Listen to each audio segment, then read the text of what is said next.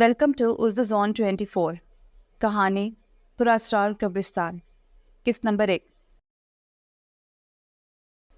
وہ خیالوں میں کھوئی گمسم اپنی کھڑکی میں کھڑی آسمان کی طرف دیکھ رہی تھی۔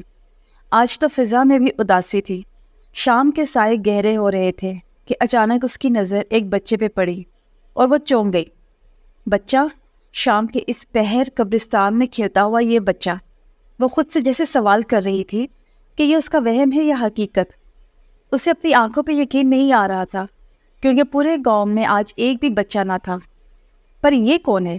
اور شام کے اس پہر بچہ تو کیا، کوئی بڑا بھی اس قبرستان کا رخ نہیں کرتا۔ اب تو اس کی حیرانی حیریت میں بدل گئی۔ بچہ دیکھتے ہی دیکھتے غائب ہو چکا تھا۔ رات چھانے لگی اور ٹھنڈ بڑھنے لگی۔ وہ سونے کے لیے بستر پر جا چکی تھی، مگر خیالوں میں گم کہ وہ حقیقت تھی یا وہم، جانے کب اس کی آنکھ لگ گئی۔ اگلی صبح ایک مصروف دن تھا۔ وہ تمام وقت اپنی پیکنگ میں مصروف رہی، کیونکہ جلد ہی وہ لوگ بھی یہ گاؤں چھوڑ کر باقی لوگوں کی طرح جانے والے تھے۔ اس مصروفیت میں دن ڈھلنے کا پتہ ہی نہیں چلا اور شام آ پہنچی۔ وہ پھر سے کھڑکی میں کھڑی اسی طرف دیکھ رہی تھی کہ اسے وہی بچہ دکھائی دیا۔ یہ تو وہی بچہ ہے جسے کل بھی میں نے دیکھا تھا، یعنی یہ میرا وہم نہیں تھا، وہ سچ میں ایک بچہ ہے۔ انہی سوچوں میں گم بچہ پھر سے اس کی نظروں سے اوجھل ہو چکا تھا۔ اب تو اینا کو یقین آ گیا تھا کہ وہاں ایک بچہ ہے، مگر کون ہے؟ جبکہ سب لوگ گاؤں چھوڑ کر جا چکے تو آخر کون ہے یہ بچہ اور شام کو ہی کیوں آتا ہے؟ اینا نے ٹھان لی کہ کل وہ قبرستان ضرور جائے گی اور پتہ لگائے گی کہ اصل میں یہ ماجرا کیا ہے۔ یہ تیسری شام تھی، ان کی تیاری مکمل تھی اور اگلے ہی روز وہ لوگ بھی گاؤں چھوڑ کر جانے والے تھے۔ مگر روز کی طرح اینا آج کھڑکی میں نہیں کھڑی تھی، بلکہ ہاتھ میں لالٹین لیے قبرستان کی طرف بڑھ رہی تھی۔ ہر طرف ہو کا عالم تھا، وہ اپنے قدموں کی آہٹ سن سکتی تھی۔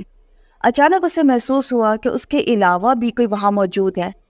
اینا نے جو مڑ کر دیکھا تو وہ چونک گئی۔ حیرانی کی بجائے وہ خوف کے مارے پلک بھی نہ چپک پائی۔ ایسا منظر اس کے خیالوں سے گزرا نہ کسی نے تصور کیا تھا۔ وہاں ایک نہیں بلکہ بہت سے بچے موجود تھے۔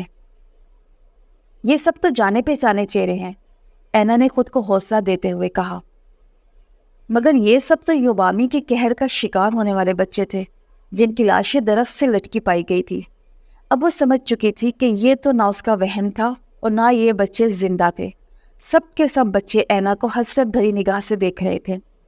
اینا نے وہاں سے جانے نہیں عافیت جانی، مگر بہت دیر ہو چکی تھی۔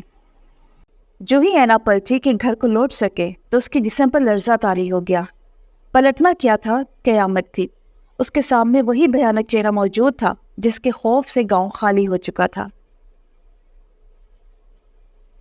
بقیہ ایک ساتھ کے لیے چینل کو سبسکرائب کرنے اور کہانی اگر پسند آئے تو لائک ضرور کریں۔